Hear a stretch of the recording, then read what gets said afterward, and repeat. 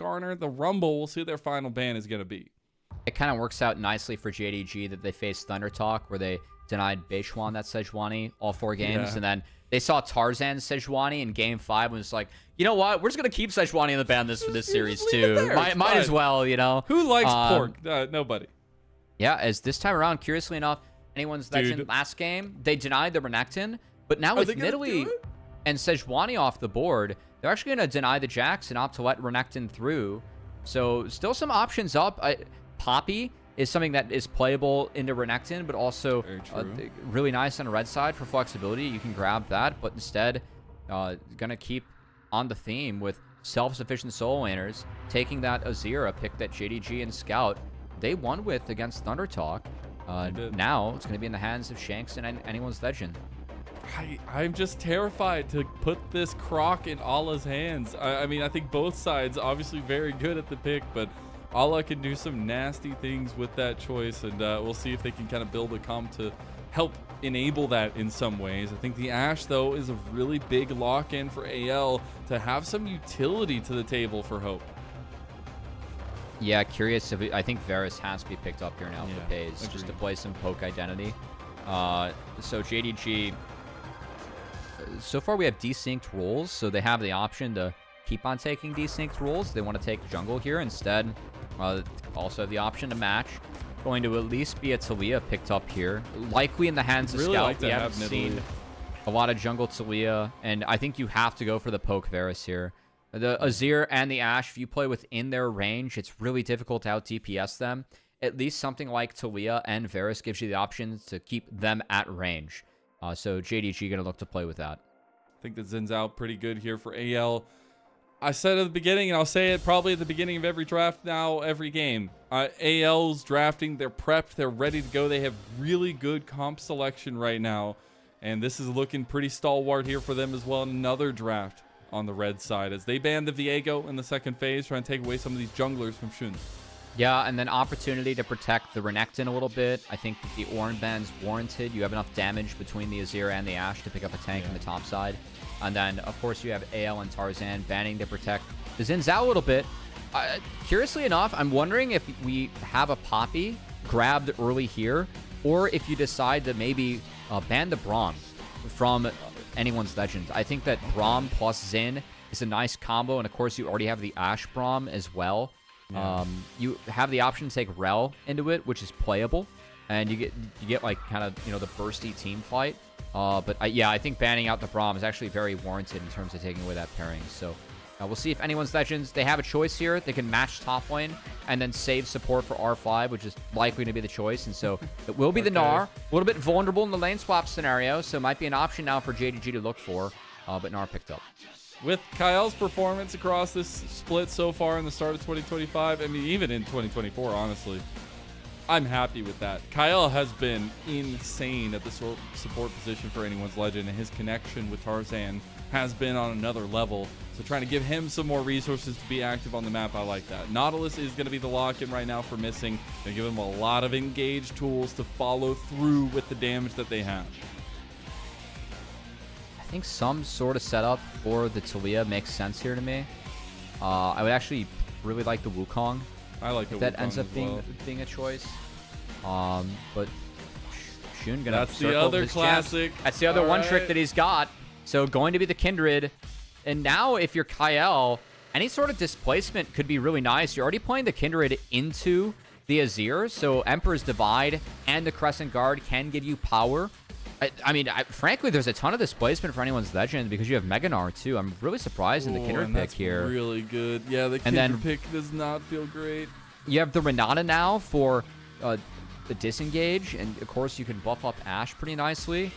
I really like the anyone's legend draft. I do not like the Kindred here this game. I just don't think a pick like that was necessary for JDG.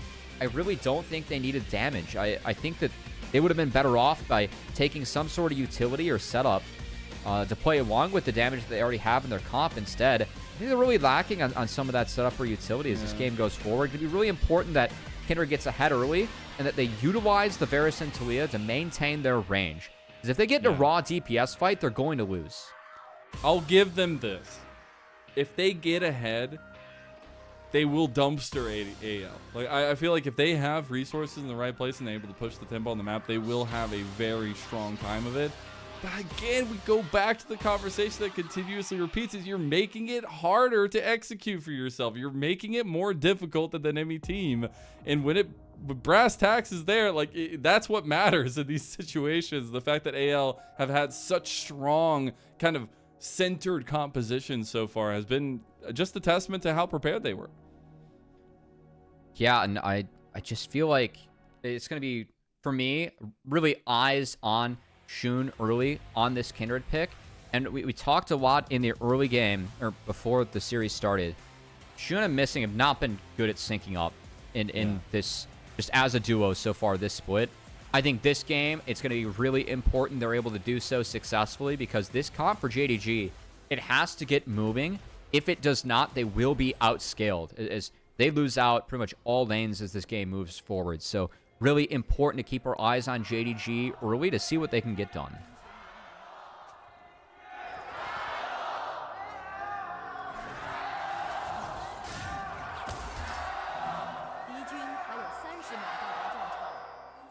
The AL Gyos got a little bit louder after coming in, smacking JDG like that in game number 1. You'll love to hear that crowd energy. Probably one of my favorite things about being a part of the LPL is just hearing that crowd energy every time you go into a game, anytime you go into any of these series, and especially when you're in an upper bracket finals with so much pride on the line between these two teams. JDG at least slowly building up their way through these playoffs, and AL stunning everyone so far in this winter split. They knew they could be good, but the fact that they actually are is the important factor. Now they're looking at Shanks here, who's got that press the PTA Azir build. I like it. A little bit more emphasis on being able to at least push his weight around early, as we have posturing for the first camp. All this here too, and we'll see who spots out here, who first here. I just don't think you can even contest that as JDG. You're going to have to look elsewhere. Marks are very important to watch for Kindred. See where that first one's going to be spawning, which side of the map, if he gets lucky with the Scuttle Crab RNG. But we're looking at lane states right now. We have a little bit of a wonky one. We just have top laners splitting XP. Again, I don't love this. I think that Renekton very early on can sometimes sneak in for experience. Against Ashe Renata, probably not. Gnar for sure cannot. Gnar is one of the champions where early on you do have to split experience. So I think that this is a must. I would love to see, though, if Flandre gets level 2, if he goes to actually push Shun out. As I think that's why Ala, who now has level 2, is walking with Shun to make sure that he cannot get pushed out by a move from Tarzan and Flandre. So level 2 leech for top laners and just going to shift. And the handshake continues. Is this the next iteration of this is lane swaps? Now you just don't even put one person down in that. You just go 4-on-4 in top side and bot, and you just leave each other alone. This is pretty common. This is why I thought the narrowing of the top laners was so interesting game 1. Because it would lead to more scenarios like this where top laners being picked that don't have the strongest level 1s and aren't able to lane swap that effectively, like the Gnar and the Renekton, which we're both taking in this game. So definitely leads to a bit of an interesting game state. Ala does end up in the top side. We'll start chipping away at that top wave. We do not have the TP come out from Flandre to match, though. We'll see if he TPs or walks, as that wave was pulled by Ala. So will be a slight disadvantage for Flandre when he gets up here, but is going to save the TP, so we'll walk up. Could make a difference later on. All right, we don't talk about it. The observers want us to talk about it. All right, get your -1s out, chat. We go from there. It's fine. It's fine. Everything is fine. A lot of trading in this 2v2 on bot side. JDG having the level advantage over Kael, at least. Getting a decent amount of poke back onto the Renata. We're going to take a look back at the jungles, because Shun has gotten lucky with that first spawn and the Scuttle Crab on top side having that first mark. Tarzan trying to make his own difference. He's trying to find it bot lane. He's trying to make something happen against Peyz and Missing. Get hope ahead once again. There's that dredge line to get Missing out. Peyz trying to body block. The flash comes through. Wind becomes lightning, but nothing else comes of that. JDG make it out alive. Well, Missing threw down to the Ignite for fun, so that's kind of nice. You know, we got that one off him too. You know, he wants some interaction too. He's not just going to run away. Yeah, it was for sure for funsies. As of course that first mark, as you highlighted, was picked up by Shun on the top side. Now Are we looking to maybe take the respawn camp or the Raptors? He did take those, so he will have the timer on it. That said, actually, he's going to lose out on this trade because Tarzan, he was the one that took the Raptors himself as well, was ahead on the jungle clear as he was the one that initiated the split map scenario. So we'll be able to take this camp away from Shun. So good pathing from Tarzan early on gets him a small advantage. Who do you like in these early skirmishes here? Because I think both teams have a lot of skirmishing power. Oh, Scout going to be stopped on his back, so he doesn't necessarily get the back he wants before these objectives. Oh my god, that's so much damage. Kael, he's getting low. He does have the bail out there, so he's going to buy so much time. Peyz going to flash for it. Kael goes down. First blood going to JDG, and they're looking for more. Too. That was a breakdown in communication and a breakdown in the bot lane of anyone's legend. Peyz responds in kind there against that first performance from Hope. Hope saved his flash. If he flashes out of the dredge line, he would have survived, but instead saves it and goes down. So a huge 2v2 kill picked up by Peyz and missing early. Definitely necessary because looking at this draft, you need to win early if you're JDG. You need to utilize the strength of the Varus and the Renekton at this point of the game to get some sort of lead as this one goes later because we favor anyone's legends later on in this draft. So well played by Peyz and missing, and a misplay from Kael has been outstanding so far, but yeah, this one, nice block for missing. Hope there at least. Yeah. I'm so surprised at how this one played out, because I think that if Hope was at least able to maybe step up and get one more auto down there, it could have been good, and then this flash, you just hug the wall, flash the wall, you can actually get out. Not the case. Or if he flashed under it and dodged out on the dredge line and the piercing arrow damage, might have been able to actually flash forward and kill Peyz. Besides that, it just doesn't burn flash, goes down, and yeah, that's going to feel bad. First grub's now going to be taken. The swap was pulled off by JDG, not by AL. They put their bot lane mid, so more pressure up towards the top side. Anyone's legend going to have to contest in their weight. Shouldn't grab the second spawn of his mark on the Krugs up top side as well. He'll take 2 of these grubs before anyone's legend comes in to mark out that third and final one. Yeah, I mean, you have to think, is that flash going to come up again? I guess is the biggest question. Is Hope going to use it to make good on that situation as AL looking to collapse over on this dragon side? There's another mark down on the Scuttle Crab. You don't want to give 3 over to Shun that early, missing nice buffer on the dredge line. Scout snuck in. Scouts, this could be dangerous. Weaver's wall, and they go right across. Kael's by himself. He's popping that bailout, but it's not going to be nearly enough. You got to call the bank for some more money there as the TP's coming in. That's Flandre going to hop, skip, and a jump out, but now Allah has found him, and they get a big push from Shanks under turret. The Meganar ulti, double wallop from Flandre, and now AL have turned the table on its head as Shanks is now following them down at Hope.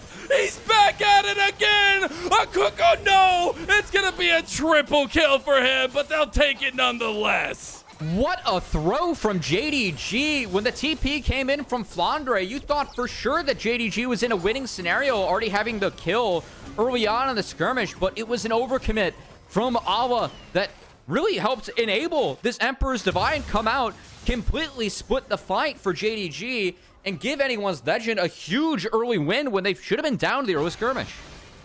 What an insane turnaround. I mean, the Shanks scoop into the Meganar scoop into the double wallop. This is what AL were built to do. These combinations, this kind of strategy, knowing what they want to execute on and doing so. That's what's made this team a favorite in this split. It is, but this should have been so JDG favored from the start. This is a great Weaver's Wall from Scout. The fight is completely split. It's a free kill on the Kael. And then this TP that came in, Flandre already has to head for the hills, but it's the overcommit from Allah, and this hook from missing, it moves Shanks into position to get the Emperor's Divide.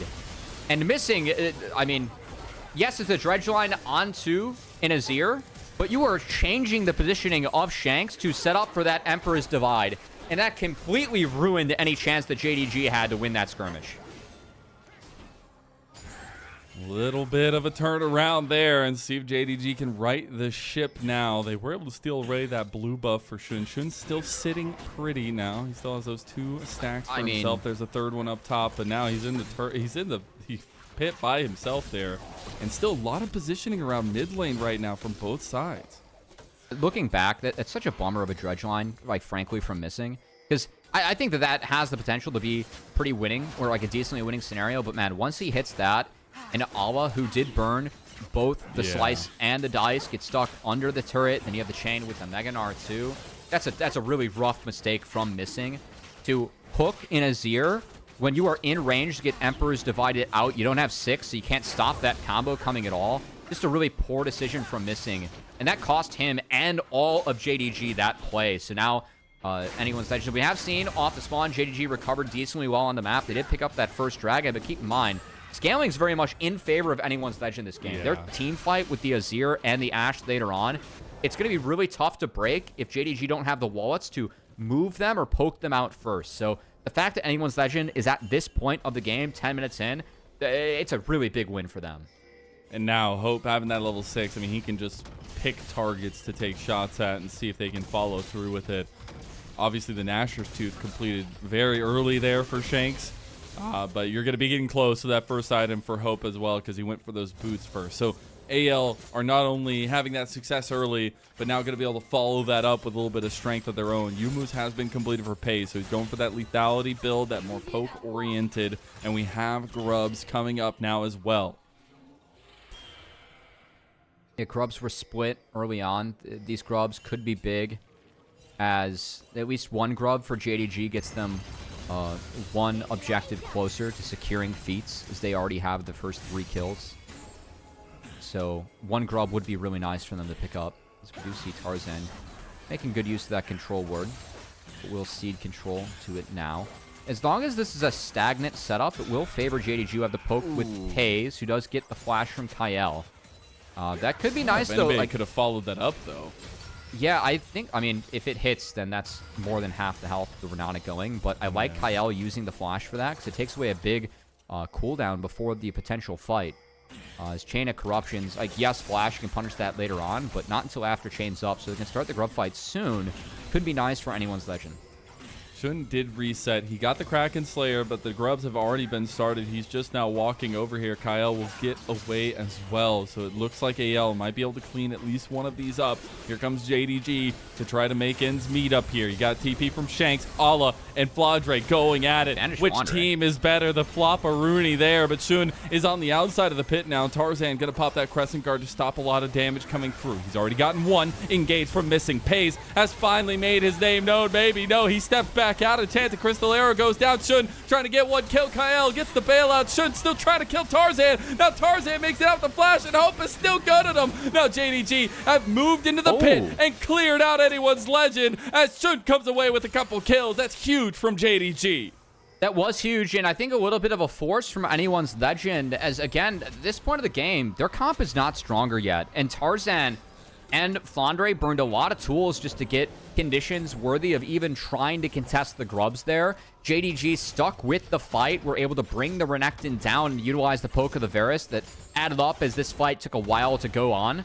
Ended up being anyone's legend at a disadvantage, and the Grubs end up getting split 2 for 1, so the feat not able to be denied against JDG. And let's take another look. Again, Meganar already been used here on the top side, and we have Crescent Guard being popped early on as well. So a lot of tools gone early, and Kael, his hostile takeover is pretty good, just catching 3. A little bit of an overachievement there, but the Nara's late, the Nara's mini, and Hope and Shanks were completely cut off by the Weaver's Wall too. So just the right targets not able to be found, and then the top side getting isolated in the back half made for a pretty nice fight for JDG. Shun also getting the activation of his 4th mark in that fight as well. So yet another dub going the way of this Kindred. And it's so funny to think, you know, Shun might be, along with Ala, maybe the least hyped joins of JDG to some, you know, people that maybe don't watch LPL and aren't excited about these two guys. But honestly, it's been a hell of a return for these two guys. And I think the fact that we're seeing Shun have a lack of success on the Nidalee, to say it bluntly, in that game number 1, to still commit to him and say, no, bring out the Kindred, let's see what you can do. It's nice to see that committal go to this aspiring jungler. I mean, he was 4-0 on the Nidalee, so might as well just hand him the other one trick, you know. Hope it goes well in the Kindred. But again, I think that Shun has struggled this early season with JDG. Just has not been doing a nice job of syncing up with missing. I think that has been the one part of JDG's game that has been missing and prevented them from looking like that top super team that a lot of fans expected coming out of the offseason and into Split 1. But that has not been the case. Instead, it's been anyone's legend that has looked like the team to beat outside of NIP, quite frankly. And they took them down in that 5-game series. And with NIP out of the tournament, it's kind of, for me, it's seeing if BLG can really rise up to match this team. As I had them as the heavy favorites coming into the day. And so far, game 1 went their way. This game a little bit closer, but scaling is in their favor. And we'll see if they can continue to buy time to get to that spot where it's 2-3 items on Ash to 0, and it can be really tough to beat. See the JDG. We're looking for another mark for Shun, but they don't find it. AL, we're point in present. Dragon is up on the table right now. Will be a second dragon for JDG. Get another mark towards those feet as well. Tarzan going to start it up on the back end. Is on vision, though. Might be a little bit wary to start this one up, but it looks like it will be just given up by JDG to take priority around top side. Kind of curious as to why they don't want to fight this. I guess getting the gold is fine for now. I still feel like their fight's good. Maybe it's the Nashor's Azir versus Scout not having the evolved Seraphs yet. Trading out some gold for Scout. Yeah. They, I think, wanted to maybe go for that get first turret mark, but might have gotten feats. Yeah, not working out. Not the case. Still, in terms of feats, they're still one closer than anyone's legend. So if they secure Rift or a Dragon, will be feats in their favor. Don't think JDG feel too bad about that. But the overall trade is Dragon and an Outer going over for an Outer. So trade up for AL. And you'll take that. I think, again, going back to the would-be's in terms of what these two teams are looking for. I mean, JDG, there's a reason why there's 4 new members on this team. The fact that Missing is the only member coming back from a rebuild that JDG put together in this year, because 2024 was an absolute disappointment. The fact that that team did not make it to internationals was heartbreaking. And now coming through, the Sleepy Giants, if you will, trying to rear back up in this series against AL, who were the darkest of horses coming into the split. A lot of big names, a lot of known quantities, knowing that it could work. But to see it actually work has been a blessing. And AL, one step away from hitting that grand finals for the first time in the organization's history. Now we see that JDG are hitting the Rift Herald. As they started up, it's already almost done. AL will give that one up. Feats secured. So not bad for JDG. Able to get something else going in their favor. I think they might need one more because the Grubs were split. Oh, if they're split? Yeah, because they went 2-1 again. Oh. But if they get one more, they get the feats. Even though it's so funny when you think about this feats as, oh God, Hope.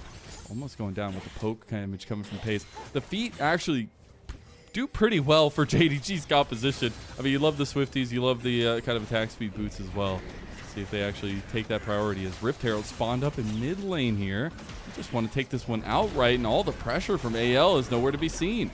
Yeah, the Varus poke added up. Hope was forced to recall, and that window was all they needed to not just take one outer, but maybe 2 is missing. Oh. Gonna do the nice drift. Well played. Let's go. Second crash secured. Missing. He is by himself, though. This is the Void Leagues are not there to help him anymore, as that's going to be the full-on engage from Flandre. The boomerang not going to be enough. Luckily, big man on campus still got some moves. Missing does make it out. Does a ton of damage on the map, too. I thought Mininar might have been enough to get him the kill. He played far up for it, but didn't want to risk going through any of the rocks that came in from Scout's Talia. Instead, while this going on, Hope gonna get some free farm on the top side, so again, slowing things down a little bit. JDG have gotten a couple things in the last couple of minutes, which helped get some gold back in their favor. And I think importantly, Shun is the one that is set up for success. If anyone's gonna break the scaling or be able to somewhat match some of the scaling that anyone's legend does have, it will be Shun on this Kindred, or Shun on this Kindred. So I think it's important that he's the one that at least has something going for him. The fact that he's got the Trinity for his second item completed like 1830. Ooh, missing one, a little revenge there. Not able to find Flandre. He's a little bit too slippery for it. Shun gonna be looking for bot lane focus now. I mean, he's got so much damage. Not even finishing his boots as well. So a little bit lack of mobility there, but doesn't matter when you have that hop all the time. AL gonna look to split lane, but this might be a little bit of trouble for them because it's a top outer turret for a tier 2 at bot lane. Shanks is here, though. Scout's really far up. Oh, my God. Scout, where did you come from? Where did you go? I know. It's into the grave as JDG make an overzealous play on bot side. Yeah, really not great seeing Scout that far up. Made for a pretty easy, not even a scoop and score there from Shanks. Just kind of got to dash over and pick that one up for himself. Gonna be sitting in good shape here on the Azir. Again, for anyone's legend, they're behind in gold, but their 2 carries are the ones that do have the lead. It's just the gold difference is that Xin versus the Kindred. So it could be worse, but let's take another look here. I mean, all the creeps are dead. And we send the depth charge into Flandre, who gets away from it. And, yeah. Yeah, we're stuck there's on one no side. excuse. There's no excuse there, unfortunately. I mean, even if so, like losing the flash and making that play, I just don't think it's worth it at all. So I mean, again, I don't agree with Missing going for that and JDG going for that whatsoever. And it's just an overforce. That's what makes me so sad. Is Scout, you know, has typically been one of the strongest presenting mid laners in the LPL, and haven't seen that this series. Shanks has had his number, and that's awesome for Shanks. And speaking of awesome for JDG, almost taking down Hope.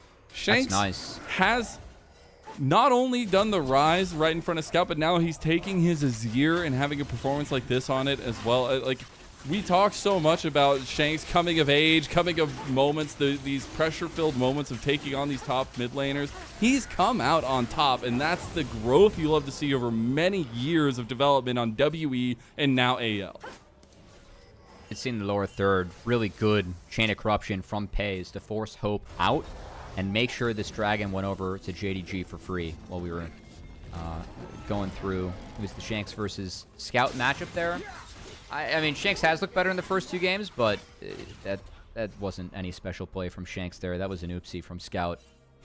We'll see if we can get some more special plays from both these very talented mid laners as this series goes on. But at the moment, I think anyone's legend is still pretty happy about where this game's at. That We're said, trying we it have TP again. coming on to Flandre. We're just going for it. We just need to get Flandre. He has to die. Everybody send everything, and they do. Now they're going to transition this into an Atacon, so it goes from meme to reality, but they back off because of the pressure that AL are putting in mid lane. Kael's looking for an angle, doesn't get the handshake. Tarzan is a little bit. Look how much damage. Should it's locked down. He used the Lamb's Respite as now he's in there, but the big Shanks push! He's gone. All that carry gold is just gone. Hope is gone as well. And look at Allah. He is chomping on him like a bit as Peyz is trying to take down Kael and Tarzan. And Kael, the only ones left now, is just Tarzan as he's trying to find an escape tool. He will not find anything. I said it was a problem to give this guy Allah the croc, and he gave it right to AL. It's such a weird response from anyone's legend because they're down a man, but they all in for the outer turret, and they didn't respect the fight from JDG. It was a 5v4. Didn't respect Allah, the angle from the Renekton. Initially, getting shown like that, you think's okay, but if we check the replay, Hope gets stuck in the top side where both Allah and Scout were coming from. The turn on the Shun's one thing. Shanks was low, and Shanks is able to clean this up.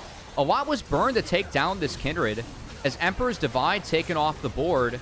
And then look at Hope. Hope was just on the wrong side of the fight. Shanks, because he went in to finish Shun, was already on the wrong side of the fight. So now you have a 2v4 because we're already fighting down a man. I just don't understand why they went so hard for the outer turret, already down someone. I think that pressuring mid to draw JDG away from the Onacon's the right play, not to go for the outer. And anyone's legend overextending like that, overplay their hand, they give the Otacon to JDG in the end, and a lot of gold over to their opponents at a time that really, like, we're approaching the break point of the game back in AL's favor.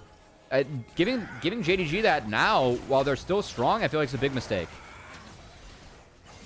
Off the back of that, they will be able to be very poignant on where they want to push pressure because they have this Atacon GA and so much damage packed into a little punch there. Almost 3 items on Peyz. Tarzan looking to be aggressive here to try to pop these GAs. Needs to pop that Crescent Guard himself to stay safe. The rest of AL moving over. Dredgeline not going to hit. Weaver's Wall going across.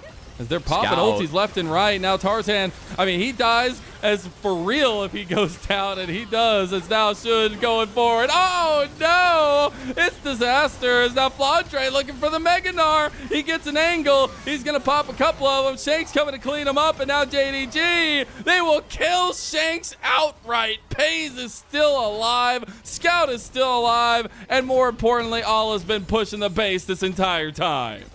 Another disaster for anyone's Legends, as it's a 4-for-0 because of the Otacons, and they lose out on the turrets as well. So this gold lead just ballooned for JDG in the last 2 fights. Actually, just taking the slip-ups of AL over and over again and throwing it right back at him. You love to see the decisiveness. Hope is just going to run down Ala. He does pop the dodge. He still can't run away, though. Hope getting, though, a little bit too far. Is missing now is the one that has to run away. We're just padding the damage numbers for Hope, as the rest of the team will be here to back them all the way. Atacon buff still up for about 20 seconds for the remaining members here, but that'll be just it. And Dragon up in less than a minute. Enchanted Crystal Arrow will hit onto Peyz, as they do have 10 seconds till he goes. Oh no, they get the hostile takeover. Hope is going down to the bailout, and he doesn't get the tick. That's crazy. The Atacon GA doesn't proc the bailout, and Hope is gone. Tarzan is also gone, as JDG barely make it out with their health bars. Dragon is not up on the table for either team. We'll be spawning here in 20 seconds. We'll be advantage JDG, and the last few plays, whatever anyone's Legends tried to throw at the wall, it's not been good. Going into JDG, again, I think the strength of the comp is still in JDG's favor for the next couple of minutes. We're seeing how much work Peyz has been getting done with the poke before Hope got the Vamp Scepter, forced him out on multiple occasions, and now that Vamp Scepter is still not enough to keep up. At the moment, anyone's Legends doesn't have enough to keep up with this potential Baron. Who needs the Dragon? Marksman. Shanks is stuck bot. He has the TP. He's not using it. It's going to be a trade, and Baron will be secured by JDG. That is really good macro play from JDG, just realizing where their strengths lie, how quickly they can burn these objectives. This Dragon with the doesn't double matter. Marksman comp. Get the Baron. Yeah. And that'll be also 3 items for both those marksmen. Peyz had his before the Baron. Now Shun having his with that collector third completed. Oh, is he going to steal the red? No way. Oh, Smite secured. It's okay for now. That said, Shanks actually going to have to run for it. Yeah, that Kindred's doing quite a bit of damage.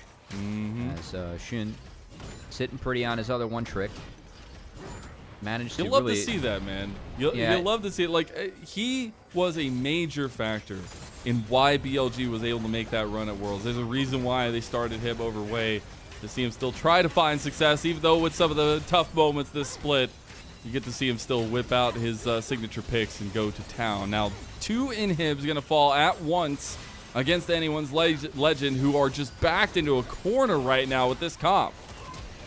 Ooh, they got the flash play. There's the hostile takeover back across. Peyz getting very low, but Flandre can't take him down. Flandre goes down himself, and JDG still 5-man strong, looking to put the finishing touches on this game. Number 2, Kael get low, goes with the bailout, dude. Dredge line hits, and they just go all in. Alla, though, he's getting low himself. There's the big scoop and dupe, but it's a scoop to victory for JDG. We even up the series, and boy, do we got a series on our hands. Just shocked at how fast that game got out of control for anyone's Legend, as again, I think the game state was pretty close there. But a couple bad fights, bad choices being made by anyone's Legend, and the punish coming out from Peyz and JDG. Once they got a little bit of a lead, the damage, the ability to poke down anyone's Legend with the Talia, the Varus, and I think in hindsight, like no real front line for AL really did end up hurting them, because no one could deal with the Varus poke. Peyz really got to push him around on the map, and JDG ended up really capitalizing off a few of the, I would say, overplays by AL. And it seems like JDG are sticking to the narrative. They take a little bit to wake up. We're seeing some of the things come to fruition for him. And especially looking at the comp, like we said it in draft, it's a tough to execute comp, more so than AL's side of things. But the fact they were able to do so, they kept the momentum up as well in terms of the objective pushes, where they were keeping pressure on the map. And that's the kind of JDG that can push an AL to 5 games, that can make Silver Scrapes come alive. And AL going to be left wondering what comes next for them. Yeah, again, I think that when you go with Zero Ash that early, I do like the combo, but I was screaming for Varus, saw the Talia. I'm like, that's good, because you can sign up to really get outranged. Like, within your range, if you get to play at the range that a Zero and Ash wants to, you can pump out so much damage within that range, but that's only the range that's given, right? Your ability to out-interact it, play around it with stuff like the Talia and the Varus, then when you have a Renekton, where, again, if that shotgun, you can go in, you are so strong initially, and really able to deal with the comp where you are the biggest frontliner in the game. There was no one that's going to be bigger than Renekton, given the draft that AL had. I think that ended up being a really strong combo. So JDG take their winning side lanes. They snowball them rather effectively. Anyone's Legend, I think they helped a little bit with that in the mid-game. But still, it was a nice game for JDG, and they end up making it even on the scoreboard. Yeah, it's so funny because we'll be getting the switch up of sides, obviously, now. I'm sure AL will be on blue side. They had not won a game on red side in the playoffs until that last game of game number 1. We'll see if blue side stays king, at least in that regard, if they get that switch over there. But it really came down to the expectations finally being met for a team like JDG that has such big names on it to finally step up. But I will say it was very refreshing to see Peyz have another signature performance like he did, because we need that in a series like this where Hope and him are going back and forth. You've got to have that stability at the ADC position. And you see here, most damage in the game by far, and Peyz showing a little bit of what he's worth. Yeah, once he got put mid as the poke Varus, he really never looked back. Just you clear the waves. You had some great poke to lead up to objectives, and played out the fights really well. So good to see Peyz be more than just valuable in his role this game. But you go back again. There's the hook that you didn't like. It's pretty easy to say I didn't like that one. Yeah, no, absolutely. The result wasn't good. The idea wasn't good either for missing. It just none of it was good. That said, it was this fight for AL, and we're like, oh boy. I mean, their comp got some nice scaling between the Ashe and the Azir. They can get some stuff done, but every fight from here, JDG ended up taking. Like this one, I liked how they played it out. They used a lot of their tools to take away anyone's Legends tools early in the fight, and that re-engage they had just totally split the carries in the top side. Really sound from JDG, and this is how they played out the rest of the game. They made a lot of good calls, good decisions. This was the play in mid lane, the scoop onto Shun, but under the turret there, and turns out that even if Talia isn't that far ahead, does a lot of damage, and JDG were able to kind of pick apart the comp one by one. Nice to see JDG return to a little bit of form. Still some questions to be asked there, though, and especially in this Fearless format, it feels like so much of the constant meta is already falling off the wayside here. I'm really interested, especially at what top lane is going to be looking like, what jungle is going to be looking like as well, because both these guys are willing to go with more niche picks, at least in terms of the jungle matchups. But this was a JDG fan's dream here, and at least a nice evening up on an upper bracket finals in the LPL. Yeah, it was a really solid back half of the game from JDG looking back. I think definitely a big win for them. Like game 1, it felt like anyone's Legend just kind of beat them at every objective setup, like every angle. I will say that taking the Varus, it does help make your objective setups a lot easier, because you always have mid prio and likely health bar prio as compared to your opponents. So I'm wondering if the next game, again, I think that JDG, they've been at their best when their sides are self-sufficient. Renekton, another self-sufficient side. A lot of those are off the board, and Varus can really help with just connecting your map, because, again, you always have mid-prio with Varus in the mid-game. So I still favor anyone's Legend in this series. I think that a lot of the tools we've seen JDG use to be successful have been somewhat denied, and let's see what else JDG can find as the series continues. They want to take down the favorite team in anyone's Legend. It's just, when you're this close, when you come out so dominant game 1, you're like, all we need is 2 more games to make it to the first ever grand finals in anyone's Legend history, and then you get smacked right back by JDG. It's got to feel a little bit tough, but I guess that's where we talk a little bit more about that game in terms of who we think came away with that MVP. I mean, part of me says it has to be Shun, even with It's maybe not, the it's not track missing. record. It's not definitely missing. not missing. But Yeah. I would say it has to be Shun just because of the pressure he was able to put on the map and a little bit of back bias, I guess, is the fact that like game one didn't go well in his Diddly, and now he gets another chance and comes back on it. It's probably Shun. Don't sound so defeated, Cubby. Well, I was trying to think of a reason to give it to Allah, but You just don't want to give it to my king, man. What the I hell? can't find Come on. No, I've seen too Give much him illegal some gameplay respect, from bro. Yeah, seen come too much on, illegal some gameplay in bad other games from games. Shun. He has had Fine. bad games. That was a good Fine. game. We like That the was a good Kindred. game. I think the Kindred is probably deserving. I wanted to give it to Scout, but then I remember the flash under the turret. I'm like, yeah, no, can't do that. You know, Yeah, that was tough. can't do that. Scout's got to do a lot in this series to at least make me feel like he's getting the better of Shanks. Yes, they did take this win. Still feel like Shanks was having a really good performance there until the end, but it's highly contested because I think, again, going back to our previous statements, beginning of the day, solo lanes are so important. We're seeing ADC rise in that prio a little bit, maybe surpassing that in both games now, but the other ins and outs of what these solo lanes provide to the map are still so integral to how these two teams play the game. Both these teams love to team fight, and I'm guessing we're going to be opting into more of that here as time goes on in this series too. Yeah, it seems to be the story of the game with objectives so far. As we're finally get the player of the game. Let's go. It's Shun. Well deserved. Good Kindred game, as ended up being very big in the end. Both one tricks for Shun off the board. Have to see what else he's going to pull out throughout the rest of this series, but he was able to snag a win on the Kindred, which did look good. Yeah, he looked real good. Glad to see it. And that's a heck of a comeback from JDG in this series after getting smacked by the wayside in that game number 1. Now we come to a game number 3 with a match point on the line for both sides. We'll see you after a short little break.